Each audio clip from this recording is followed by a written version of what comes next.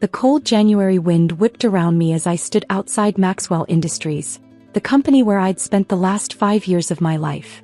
My personal belongings, hastily packed into a cardboard box, felt heavy in my arms. Not as heavy, though, as the weight of failure pressing down on my chest. "Clear your desk by noon," Mr. Harrison had said, not even looking up from his computer. "Budget cuts.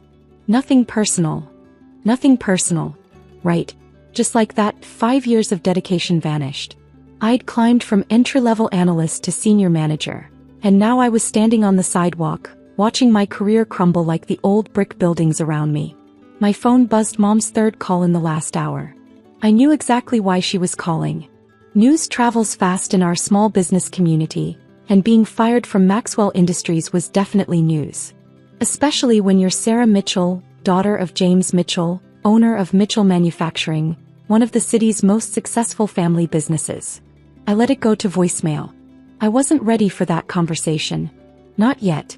But fate had other plans. "Sarah." My father's voice boomed across the parking lot. I turned to see his Mercedes pulling up to the curb, his face already red with anger. He hadn't even waited for Mom's reconnaissance. He'd come himself. "Get in," he commanded, pointing to the passenger seat. "We need to talk." The leather seat felt cold as I slid in, still clutching my box of belongings. The car's interior smelled of expensive cologne and disappointment. "How could you let this happen?" he started, not even waiting for me to close the door. 5 years at Maxwell and you get yourself fired? Do you have any idea how this makes us look?" I gripped the box tighter. "Dad, it was budget cuts. The whole department dash. Budget cuts."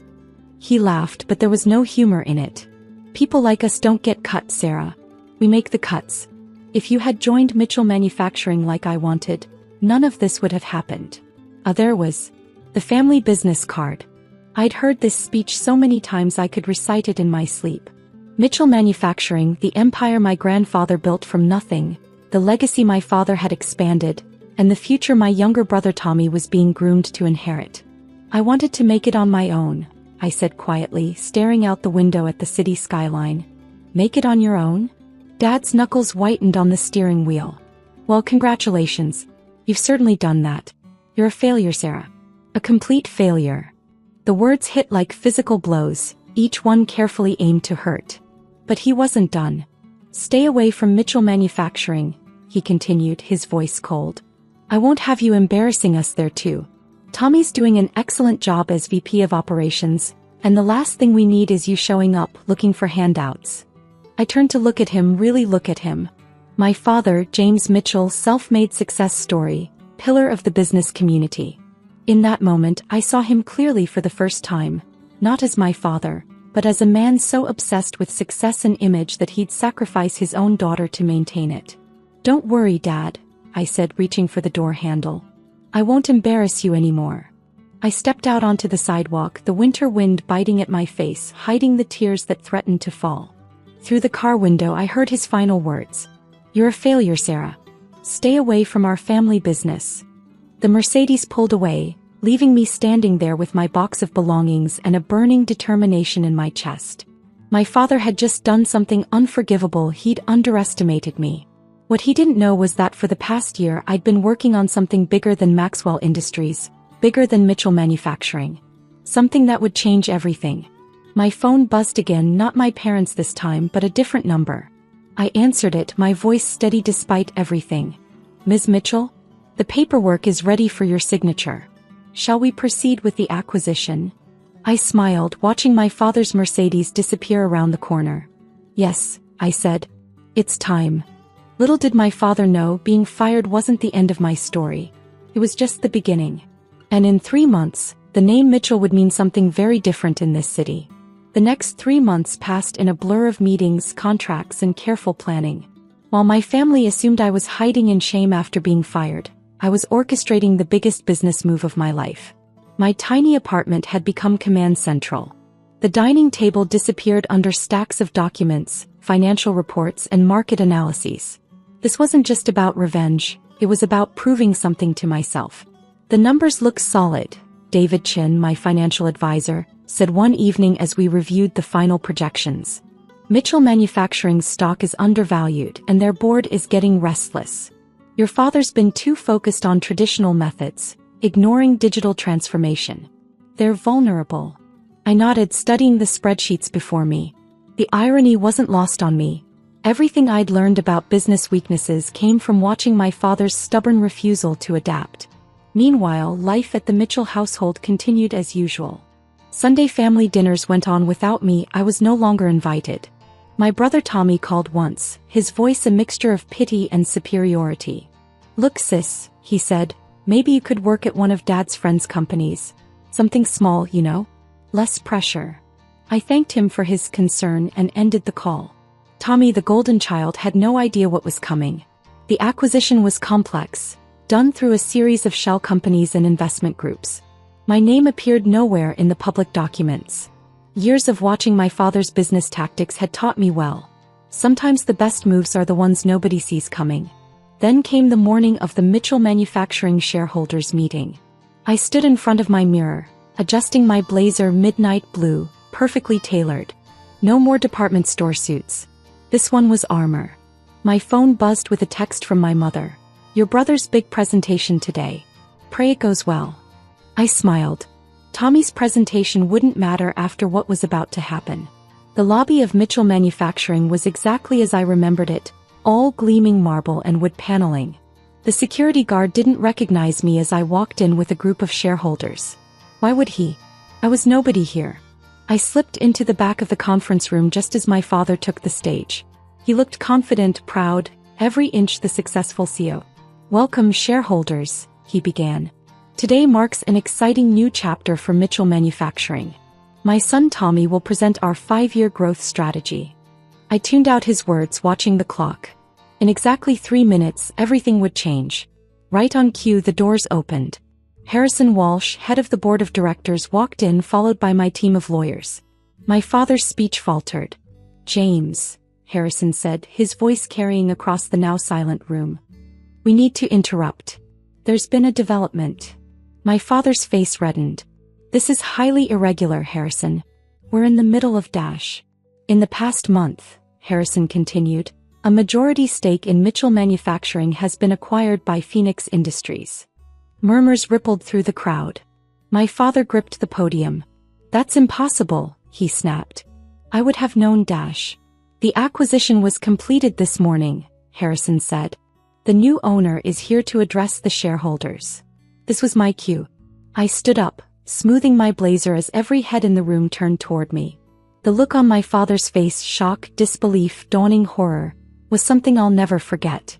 "Hello, Dad," I said, my heels clicking on the marble floor as I walked to the front. "I believe that's my podium now." Tommy, who had been standing proudly next to our father, stumbled back as if he'd been struck. Mom, sitting in the front row, pressed a hand to her mouth. "This is a joke," my father sputtered. You don't have the resources, dash." I pulled a document from my portfolio and handed it to Harrison.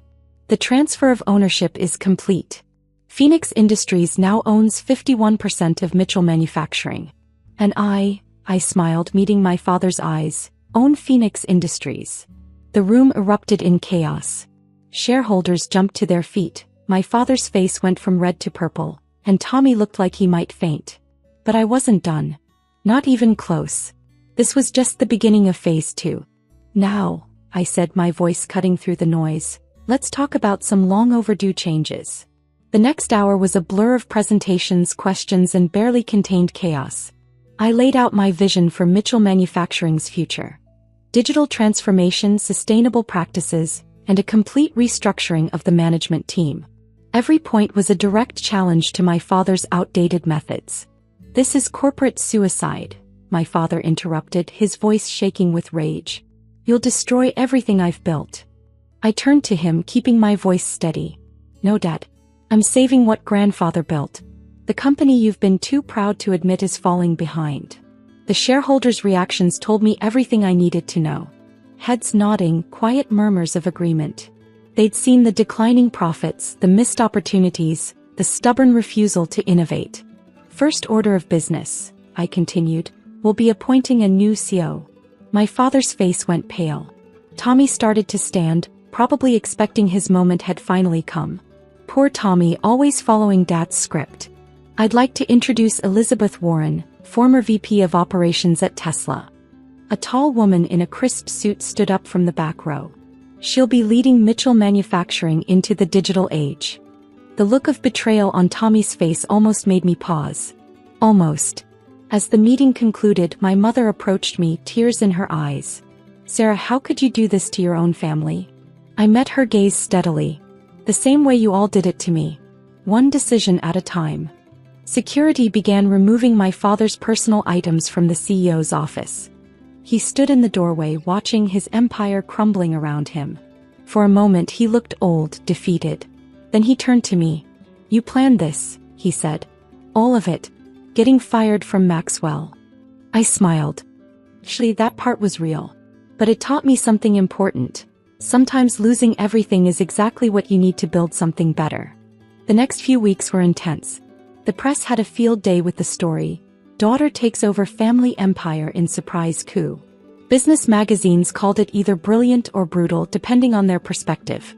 I was either a ruthless corporate raider or a visionary leader. The truth was somewhere in between. 3 months after the takeover, I stood outside Mitchell Manufacturing, now looking up at the new company sign. The unveiling ceremony would start soon. The press was already gathering. "Ms. Mitchell." My assistant appeared at my elbow. "Your parents are here." I turned to see them standing awkwardly by the entrance. Dad looked thinner, less imposing somehow. Mom's hair had more gray than I remembered. "The ceremony's about to start," I said. "You should take your seats." "Sarah." Dad's voice was quiet, different from the booming authority I remembered. I was wrong. I waited, letting the silence stretch between us. "Not just about the business," he continued.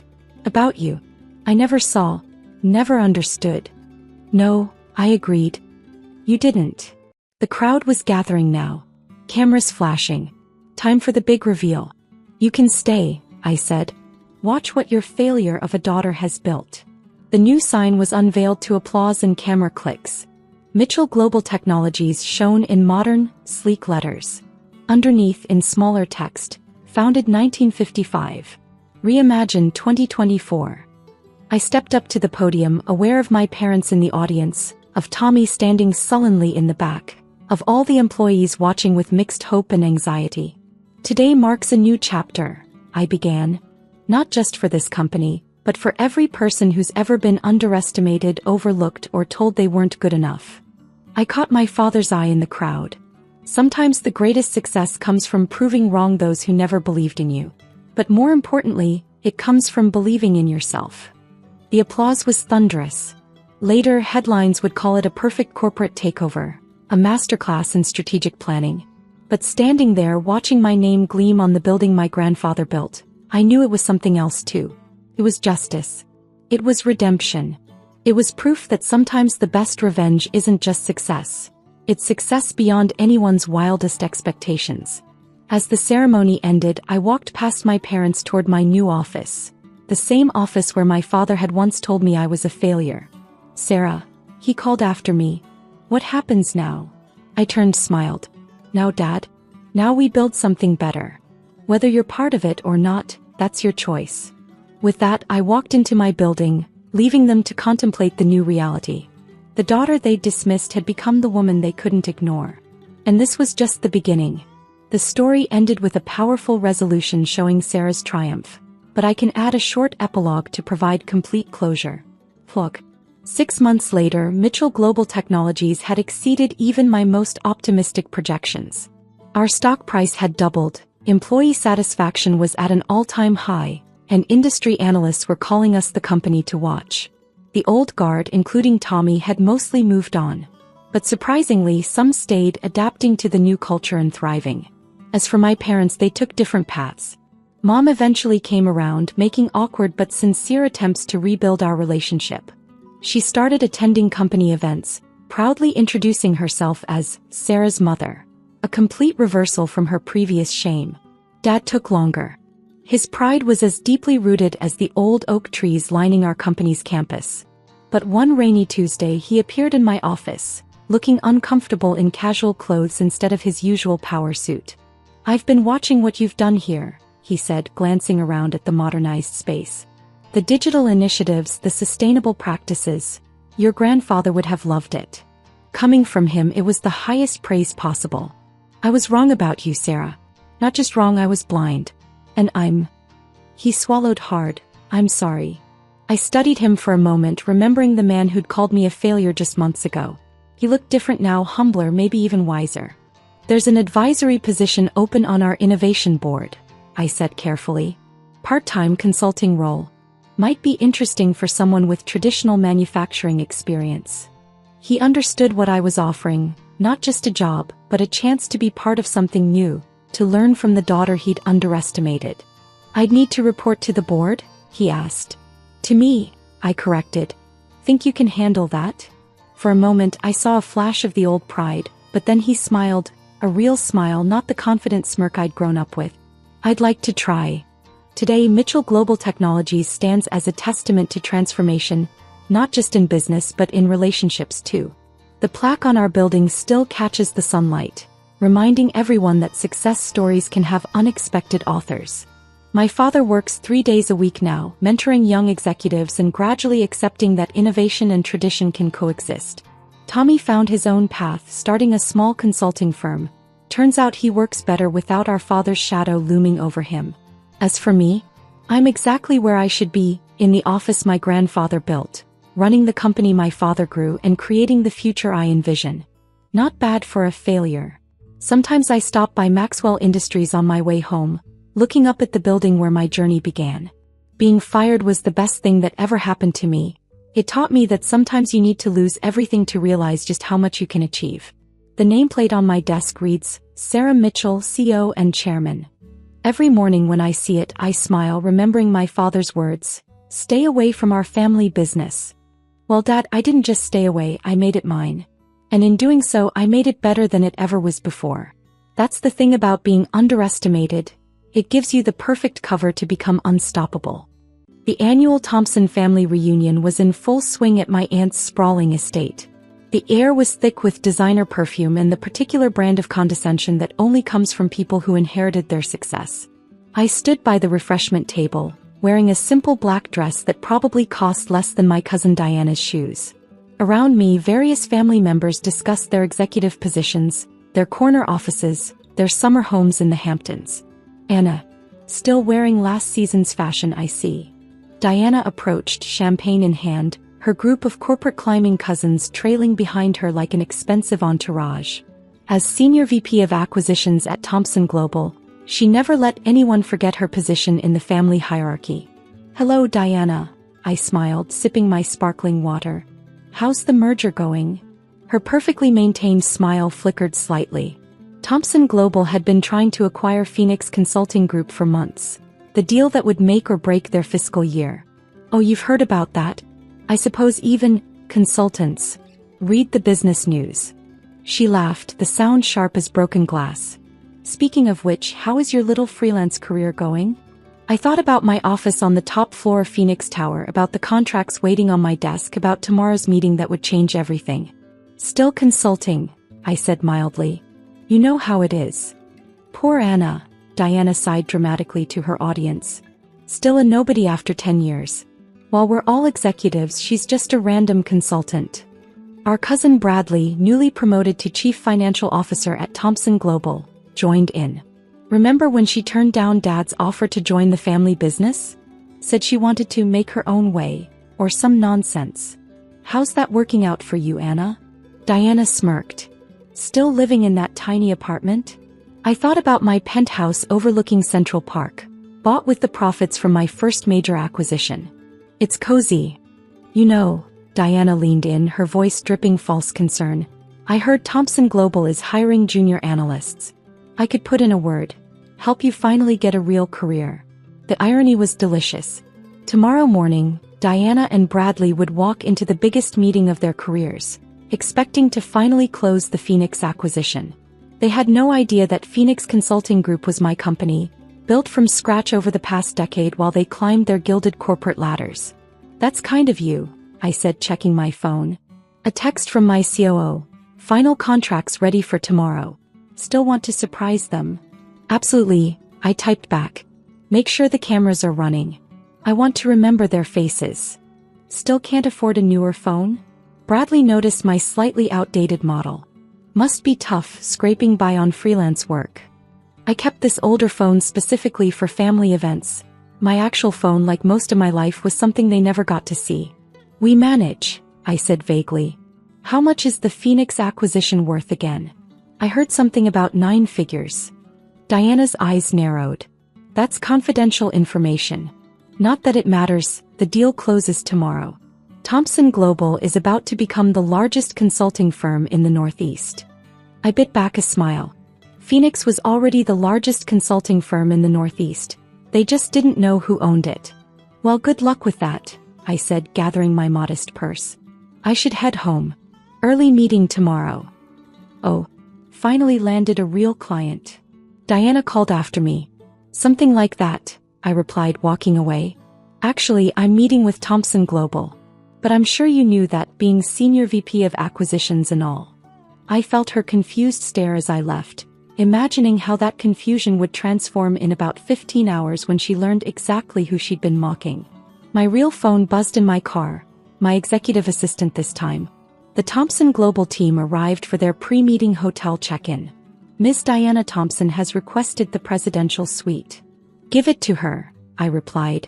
Let her enjoy one last night of feeling superior. Tomorrow everything would change. Tomorrow my cousins would learn that the random consultant they'd mocked for years was actually the founder and CEO of the company they desperately wanted to acquire. And my signature? It would cost them a lot more than just money. The next morning I arrived at Phoenix Tower at 7 a.m., taking my private elevator to the top floor. My office, with its sweeping views of the city, was exactly as I'd left it, sleek, modern, and completely different from the stuffy old-money decor of Thomson Global.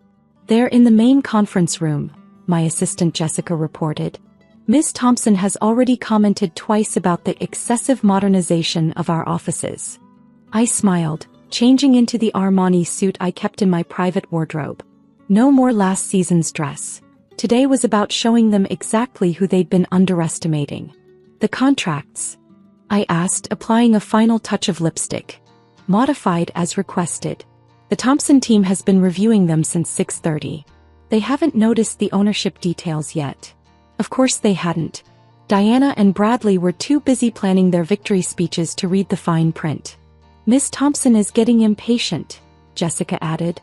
She's asked 3 times when the CEO will arrive. I checked my reflection one last time. Well, let's not keep them waiting any longer.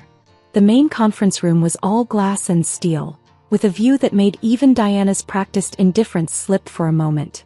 The Thomson Global team sat on one side, Diana, Bradley, their lawyers, and several board members. The CEO is finally ready to grace us with their presence? Diana asked tartly as I walked in. Actually, I smiled, taking my seat at the head of the table. She's been ready for quite some time. The silence that followed was absolute. Diana's champagne flute slipped from her fingers, spilling across the contract papers. Bradley's face went from red to white so fast I worried about his blood pressure. No, Diana whispered. This is impossible. Anna Thompson, CEO and founder of Phoenix Consulting Group. I introduced myself formally. I believe you have some papers for me to sign? You. Bradley sputtered. But, you're just a consultant. Actually, my COO interjected smoothly. Ms. Thompson built Phoenix from the ground up. We're the largest consulting firm in the Northeast, with offices in 12 cities and a client list that includes half of the Fortune 500. Why didn't you tell us? Diana demanded, her composure cracking. Tell you. I leaned forward. Like you told me about the junior analyst position? Or like you told everyone at the reunion about my failed career? One of Thomson Global's board members cleared his throat. Perhaps we should focus on the contracts. Yes, let's. I pulled out the modified agreements. You'll find some changes from the original terms. Given recent revelations about Thomson Global's market position, we've had to adjust the valuation. Diana grabbed the papers, her eyes widening as she saw the new figures. This is highway robbery. No, I corrected calmly. This is business. Your company's stock dropped 15% last quarter. Your major clients are nervous about your outdated technological infrastructure. Something Phoenix could help modernize, of course. For a price. Our father will never agree to this, Bradley threatened. Uncle Charles already has. I slid across another document. My uncle signed approval of the new terms. He called this morning after I sent him proof of Phoenix's true ownership and value. He was surprisingly receptive. Diana's hands shook as she read the new terms. The acquisition had transformed into more of a merger, with Phoenix maintaining significant control and me taking a seat on the combined company's board. All those years, she whispered. All those family events where you mocked my career choices, belittled my success, treated me like a failure. I finished for her. Consider this a lesson in judging books by their covers. Or consultants by their clothes. The next hour was a blur of signatures and legal terms, but I couldn't help noticing how Diana seemed to shrink with each passing minute, her carefully constructed superiority crumbling in the face of reality. As the last document was signed, I stood. Welcome to Phoenix Consulting Group, cousins. I look forward to working with you, though perhaps not in the way you originally imagined. The following Sunday's family dinner was unlike any in Thompson family history. The usual hierarchy had been shattered, replaced by a tense new reality where the family's supposedly failed consultant was now effectively everyone's boss. I arrived at Uncle Charles's mansion fashionably late, wearing Chanel this time, to find the family dynamics had shifted dramatically. Cousins who'd previously ignored me were suddenly eager to chat. Aunts who'd criticized my career choices were now praising my entrepreneurial spirit. Diana and Bradley sat quietly in the corner, both looking slightly shell-shocked. They'd spent the past week watching their carefully constructed world transform. The Thompson Global employees they'd once lorded over now reported to Phoenix executives. Their corner offices had been relocated to make room for my company's more efficient open floor plan. Anna, darling. Aunt Margaret swooped in for air kisses. You must tell us all about Phoenix. We had no idea. Really? I accepted a glass of champagne, the expensive kind they used to hide when I arrived. I tried to tell you all many times, but I believe the usual response was, real business happens in established companies, dear. She had the grace to blush. Uncle Charles beckoned me to his study, the inner sanctum where family business had traditionally been discussed without me. Quite a shock you gave us all, he said, closing the door. Not all of you, I smiled. Mom knew everything. Your mother. He shook his head. My little sister always did see things differently. She believed in you when the rest of us were too blind to see past our own prejudices. She taught me something valuable. Sometimes the best success is the kind nobody sees coming. And now? He gestured to the papers on his desk, reports showing the combined company's first-week projections. Now that everyone sees? Now we build something better than either company could have been alone. Thompson Global has the connections, Phoenix has the innovation. Together, he nodded thoughtfully. Speaking of which, Diana and Bradley will keep their titles, I assured him, though perhaps with some adjusted responsibilities. Back in the main room, I found Diana standing alone by the window. Her usual entourage of corporate climbers had dispersed, probably seeking new alliances in the changed landscape. The merger teams need your input on the European expansion, I said, joining her. You know those markets better than anyone. She turned, surprise flickering across her face. You're keeping me on the project? Despite what you might think, Diana, I don't actually enjoy watching people fail. You're good at what you do. You just forgot that other people might be good too. I've been horrible to you, she admitted quietly. For years. Yes, you have. I sipped my champagne. But now you have a choice. Keep fighting a battle you've already lost or help build something extraordinary. Why offer me that chance? Because 10 years ago when I was starting Phoenix, I promised myself two things. First, that I'd succeed on my own terms. And second, that when I did, I'd be a better person than those who doubted me. Bradley approached cautiously, holding a folder. The tech team sent over the integration proposals. They're actually impressive. Your systems are years ahead of ours. That's what happens when you build something from scratch, I said. No legacy systems, no, this is how we've always done it. Just pure innovation. Is that why you did it this way? Diana asked. Built everything in secret instead of joining us? I did it this way because nobody would have given me the chance to do it any other way. You all saw what you expected to see. The cousin who couldn't cut it in corporate life, the consultant scraping by. You never wondered why major companies kept hiring that random consultant, or why Phoenix's CEO never appeared in public. And now, Bradley's voice held a note of genuine curiosity. Now that everyone knows? I looked around the room at my family. The power dynamics shifted, the hierarchies reorganized, the truth finally revealed. Now we prove that success isn't about who has the fanciest title or the oldest name. It's about innovation, adaptation, and maybe... I smiled slightly, a little bit of satisfaction in proving everyone wrong. Diana raised her glass slightly. To proving everyone wrong. No, I corrected, thinking of all the possibilities ahead. To proving ourselves right. And in that moment, as the sun set over the mansion's gardens, I realized that sometimes the sweetest revenge isn't in the revealing of success, but in the chance to rewrite the future, even for those who never believed you could write it at all. 1 year after the merger, I stood at the podium in Phoenix Tower's main auditorium, addressing the combined company's annual meeting.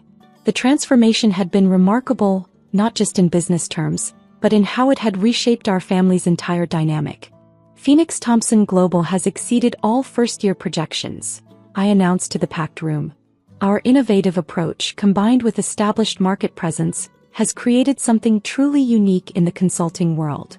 In the front row, Diana sat taking notes, not out of obligation but genuine interest. The past year had changed her perhaps more than anyone. After the initial shock wore off, she'd thrown herself into learning everything about Phoenix's modern approaches, eventually leading our digital transformation initiative. And now, I continued, I'd like to invite our head of global innovation to present our next major project. Bradley stood up, confidently taking the stage. Gone was the arrogant CFO who'd mocked my career choices. In his place stood a leader who'd learned to value innovation over tradition. The Future Leaders Program, he began, pulling up his presentation, will identify and support entrepreneurs within our organization, particularly those whose ideas might seem unconventional by traditional standards.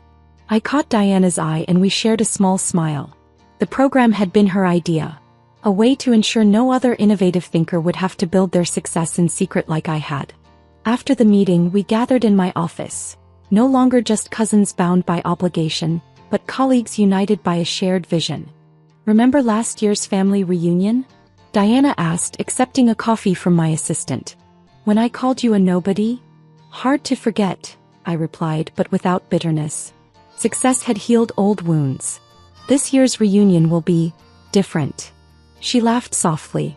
Though I have to admit, watching Aunt Patricia try to explain to her society friends how she always believed in you is entertaining. Speaking of entertainment, Bradley added, pulling out his tablet, wait until you see the applications for the Future Leaders Program. There's this junior analyst, reminds me of someone else who once had unconventional ideas. The tablet showed a proposal for AI-driven consulting methodology, exactly the kind of innovation the old Thompson Global would have dismissed. Give her a chance, I decided. Set up a meeting. Already did, Diana smiled. Some of us have learned to recognize potential when we see it. My phone buzzed. Mom was calling. She'd been my only supporter during those early years, keeping my secret while the family dismissed her faith in me as maternal blindness. The community college wants you to speak at graduation, she announced without preamble. About building success on your own terms. I thought about the past year, about Diana learning humility while discovering her talent for innovation, about Bradley trading arrogance for genuine leadership, about Uncle Charles admitting that success doesn't always wear a traditional suit. I'll do it, I agreed. But I want to bring some people with me. Show them that sometimes the best success stories include redemption arcs. Later that evening, as we prepared for a client dinner, Diana paused by my office door. You could have fired us all, you know. After how we treated you, nobody would have blamed you. That would have been revenge, I replied. This is something better. What's that? Evolution.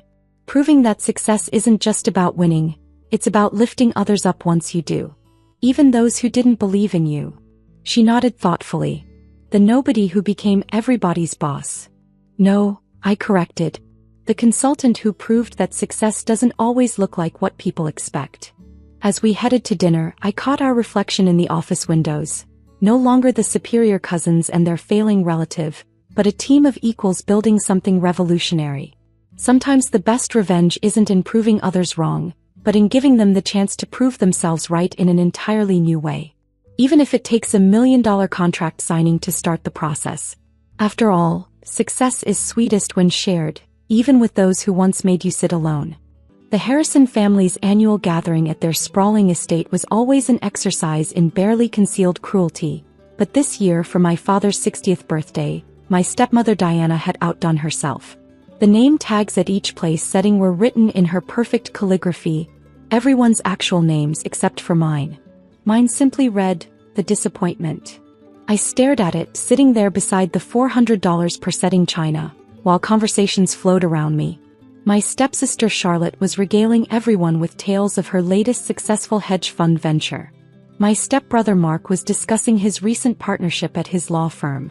And I, Sophia Weber, sat quietly, wearing a simple black dress that probably cost less than the napkins, remembering how 5 years ago I'd walked away from my position at my father's investment firm to start my own company. "Oh look," Diana's voice carried across the table with practiced precision, "the disappointment is actually on time for once. Not too busy with your little, what do you call it, tech startup." I touched the sleek phone in my purse, the one running the software I'd developed, the same software that was about to revolutionize the financial industry. The same software that would make their entire business model obsolete. "Well, it's true, isn't it?" she continued, gesturing at my name tag. "Everyone else here has achieved something worthwhile. Charlotte's fund managed $200 million last year. Mark made partner. And you?" She paused for effect. "You work out of your apartment on some app." My father, William Harrison, didn't even look up from his phone. Once upon a time he'd been my hero, the brilliant financier who'd taught me everything about the market. Until Diana had convinced him that his daughter's innovative ideas were too risky for Harrison Investment Group. "Actually," I started to say, but Charlotte cut me off. "Oh God, please don't start with your technical babble again. Nobody cares about your coding or whatever it is you do in that tiny home office." If they only knew that tiny home office was actually the control center for Weber Financial Technologies, the most talked about fintech startup in Silicon Valley. The company that had just closed a deal that would change everything. My phone buzzed, a message from my CEO. "It's done. Contracts signed. You now own 51% of Harrison Investment Group's digital infrastructure. Should we implement Protocol Zero?" I looked at my name tag again, then at Diana's smug face, at Charlotte's condescending smile, at my father's continued indifference. I stood up, picking up my crystal champagne glass. The expensive crystal that Diana loved to remind me I could never afford. "I'd like to make a toast," I announced. Diana rolled her eyes. "Really, dear? Do you have to?" "Yes," I smiled, feeling the weight of the USB drive in my purse, the one containing proof of everything I was about to do. "I'd like to toast to the last time you'll ever see me." Dad finally looked up, confusion crossing his face. "Sophia, what are you talking about?" "I'm talking about choices, Dad. About seeing value in things others dismiss. About building something while others mock you." I placed a thick envelope on the table. "Consider this my parting gift. Though I don't think you're going to like what's inside." As I walked toward the door, Diana called out, "Being dramatic again? Just like your mother." I turned back one last time. "Check your phones. All of them. Especially the Harrison Investment Group ones. You might find some interesting changes." The first screams started just as I reached my car. Protocol Zero had begun. Sometimes the best revenge isn't just walking away. It's walking away with everything they thought you couldn't take. I sat in my Tesla, parked just far enough from the house to watch the chaos unfold through the floor-to-ceiling windows. One by one, phones started ringing. Charlotte was the first to understand. I saw her face go white as she frantically tried to access her hedge fund's trading platform. My software had just locked them all out. "Ms. Weber," my AI assistant's voice came through the car's speakers. "Protocol Zero is complete. Harrison Investment Group's entire digital infrastructure is now under Weber Financial's control. Would you like me to initiate Phase 2? "Not yet," I replied, watching my father finally open the envelope I'd left. Inside was a simple document, the acquisition agreement showing how I'd systematically bought up their digital assets through shell companies over the past 3 years. My phone started buzzing with messages. Charlotte, what have you done? Mark, this can't be legal. I'm calling our lawyers. Diana, you ungrateful little dash. And finally from my father, Sophia please. Let's talk about this. I pulled out another phone, my original one from 5 years ago. The one with the recording that had started all of this. She's just not cut out for this business, William. Diana's voice played clearly in the recording. Her ideas about algorithmic trading and digital automation would destroy everything we've built. Better to push her out now before she damages the company's reputation. But she's my daughter, my father had replied weakly. She's a disappointment. Charlotte and Mark understand how things work. Sophia wants to change everything. Do you want your legacy ruined by her crazy tech schemes? I'd recorded that conversation the day before I'd quit, the day I'd decided to prove them all wrong. Through the windows I could see Mark trying to call the firm's legal team. But they couldn't help him now. Every contract was ironclad, every acquisition legal. I'd learned from the best after all, watching how Diana had orchestrated her own takeover of my mother's share of the company years ago. My phone buzzed again. This time from the Wall Street Journal. Ms. Weber, we'd like to confirm the rumors about Weber Financial's revolutionary AI trading platform and the acquisition of Harrison Investment Group's digital assets. Care to comment? I smiled, starting my car. The press release would go out in an hour. Weber Financial wasn't just another startup. We'd developed an AI-driven trading system that made traditional investment firms obsolete. And now we own the digital backbone of one of the biggest traditional firms in the country. Initiate phase 2, I told my AI assistant. Immediately, every screen in the Harrison mansion would show the same message. Welcome to the future of finance. Courtesy of The Disappointment. Diana's perfect birthday party was about to become the scene of her perfect nightmare. And I hadn't even revealed my biggest surprise yet. As I drove away, I touched the locket containing the one piece of evidence I'd saved for last, proof of exactly how Diana had forced my mother out of the company. That would come tomorrow when they were already at their weakest. Sometimes revenge isn't served cold, it's served with perfect timing. The next morning I sat in my real office, the entire top floor of a downtown high-rise with a view of the city that Diana would have killed for. Screens covered one wall, showing the chaos unfolding across financial news networks. Weber Financial disrupts market with revolutionary AI trading platform. Harrison Investment Group stocks plummet as Weber takeover revealed. The new face of finance, Sophia Weber's revenge. My CFO burst in, grinning. The numbers are insane. Our system is processing trades 300% faster than any traditional platform. Harrison's clients are jumping ship by the dozens. I nodded, watching another screen showing the security feed from Harrison Investment Group's lobby. Charlotte was having a very public meltdown, screaming at security guards while trying to access the building's trading floor. But her credentials had been revoked hours ago. Ms. Weber, my assistant called through the intercom, your father is here. I straightened my Armani suit, the one I'd bought after our first billion-dollar valuation. Send him in. William Harrison looked older than he had at his birthday party just yesterday. His usual perfectly pressed suit was wrinkled, his tie loose. Sophia, he started, then stopped, taking in my office. His eyes widened at the wall of screens showing real-time trading data, at the dozens of employees working at state-of-the-art stations. This is what a little tech startup looks like, Dad, I said quietly. The one you and Diana thought was a waste of time. I had no idea. Of course not. You were too busy listening to your wife explain why traditional investment methods were the only way. How's that working out for you today? He slumped into a chair. The company is ruined. Diana's having a nervous breakdown. Charlotte's hedge fund lost half its value this morning when your AI system predicted and countered their trading algorithm. Funny how that works, I mused. Almost like someone designed a system specifically to outmaneuver their exact trading patterns. You studied us, he realized. All these years. I learned from the best, Dad. You taught me to know my opponent's weaknesses. Diana taught me to play the long game. And Mom. I pulled out the locket. Mom taught me to keep receipts. His face went pale as I opened the locket, revealing the microSD card hidden inside. What is that? Everything, I smiled. Every email, every altered document, every backroom deal Diana made to force Mom out of the company 15 years ago. The real reason Mom left wasn't because she had a breakdown. It was because Diana threatened to destroy her reputation unless she walked away from her shares. That's not, she wouldn't. Check your email, Dad. I sent you copies of everything an hour ago, including Diana's offshore accounts where she's been hiding company funds. The SEC will get their copies this afternoon. He put his head in his hands. Why no? Why like this? I stood up, walking to the window. Look at this office, Dad. Really look. While you were all laughing at my little tech startup, I built something revolutionary. But yesterday, Diana still thought it was appropriate to label me the disappointment. So I decided to show her what disappointment really looks like. My phone buzzed. Diana was trying to access her frozen accounts. Mark was attempting to file emergency injunctions. Charlotte was giving a tearful interview claiming corporate espionage.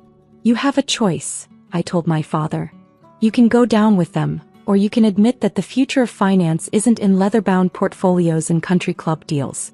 It's in this. I gestured at my AI systems. Your choice. But make it fast. The SEC isn't known for their patience.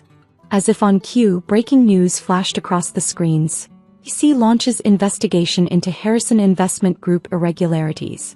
Sometimes revenge isn't just about winning, it's about making them realize exactly what they lost. 1 year later, I stood at a podium accepting the Financial Innovation of the Year award. The irony wasn't lost on me. It was being held in the same ballroom where Diana had once told me I'd never understand real business. Weber Financial's AI trading platform hasn't just changed the market, the presenter announced. It's revolutionized how we think about investment technology. And its founder, Sophia Weber, has shown that true innovation often comes from those willing to challenge the old guard. From my position on stage, I could see my father in the audience. He'd chosen wisely that day in my office, agreeing to help expose Diana's illegal activities in exchange for a small consulting role at Weber Financial. Now he worked in our legacy division, helping traditional firms transition to our new technology. Diana herself was serving house arrest after the SEC investigation, her designer outfits replaced by an ankle monitor. Charlotte's hedge fund had collapsed entirely. Mark had been disbarred after evidence emerged of his involvement in Diana's schemes. I'd like to thank someone special, I said into the microphone. My mother, who taught me that sometimes the best revenge isn't destroying your opponents. It's building something they can't ignore. Mom smiled from her seat next to Dad. After Diana's downfall, the truth about her forced departure had come out. She'd been reinstated to the board of the now transformed Harrison Group, which operated as a subsidiary of Weber Financial. My phone buzzed with a message from my AI system. New algorithm complete. Projected market efficiency improvement. 500%. Would you like to implement? I smiled, remembering Diana's mocking tone about my technical babble. Our latest innovation would make even our current system look primitive. And finally, I continued my speech. I'd like to thank someone who labeled me the disappointment. You taught me that other people's labels don't define us, our actions do. The audience laughed, well aware of the story that had become Wall Street legend. My name tag from that birthday party was now framed in our company museum, alongside the original code for our AI system. After the ceremony, Dad approached me holding a small package. I found this in the old house, he said quietly. It's from the day you won your first coding competition. Before Diana. Inside was a faded photo of teenage me holding a trophy with Dad beaming proudly beside me. Back when he'd believed in my vision. I was wrong, he said. To let her convince me that innovation was dangerous. To not stand up for you. You know what the real disappointment was, Dad? I asked, watching our company logo shine on the screens around us. Not me walking away from the old company. It was them being too afraid to walk toward the future. My phone buzzed again. Weber Financial stock had just hit another all-time high. Our AI system had just predicted and prevented a major market downturn, saving clients billions. Ms. Weber, my assistant approached.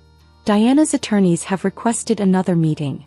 They're offering to reveal more offshore accounts in exchange for leniency. I smiled, thinking of the name tag that had started it all. Tell them, the disappointment is too busy revolutionizing finance to deal with the past. Sometimes the best revenge isn't just proving them wrong, it's becoming so right that they can't look away. 5 years after the award ceremony, I stood in my old childhood bedroom at the Harrison estate. The house had been transformed into the Weber Institute of Financial Innovation, where we trained the next generation of fintech developers. Diana's old office, where she'd once plotted my downfall, was now the main AI development lab. Charlotte's precious legacy trading floor had become a quantum computing center. Everything they'd mocked as technical babble now powered a trillion-dollar revolution in finance. "Ms. Weber," my AI assistant chimed, "they're ready for the announcement." In the grand ballroom, where I'd once been seated at the far end of the table as the disappointment, hundreds of young innovators gathered. Each wore a name tag that read, "The Future." 5 years ago, I began my speech. Someone thought a name tag could define me. Today we're redefining the entire financial world. Our latest AI system doesn't just trade stocks, it predicts and prevents global economic crises before they happen. My mother, now heading our ethical innovation department, smiled from the front row. Next to her, my father beamed with genuine pride, the kind no country club membership could buy. Diana watched the live stream from her modest apartment, her house arrest finally over but her reputation permanently shattered. Charlotte had ironically found work as a junior coder at a small startup. Mark had reinvented himself teaching business ethics, a twist that still made me laugh. But the real victory, I continued, touching the old disappointment name tag I still kept in my pocket, isn't in proving critics wrong. It's in showing future generations that labels don't limit us, they motivate us. I unveiled our newest initiative, a global scholarship program for overlooked innovators, funded by the very profits that Diana had once called impossible. My phone buzzed with breaking news. Weber Financial becomes first quadrillion-dollar company. As applause filled the room, I looked around at what the disappointment had built. Not just a company but a revolution. Not just revenge but renaissance. The future, I concluded, belongs to those who dare to disappoint the past. In the end, the greatest disappointment wasn't me. It was how small their vision had been. And that was the sweetest revenge of all.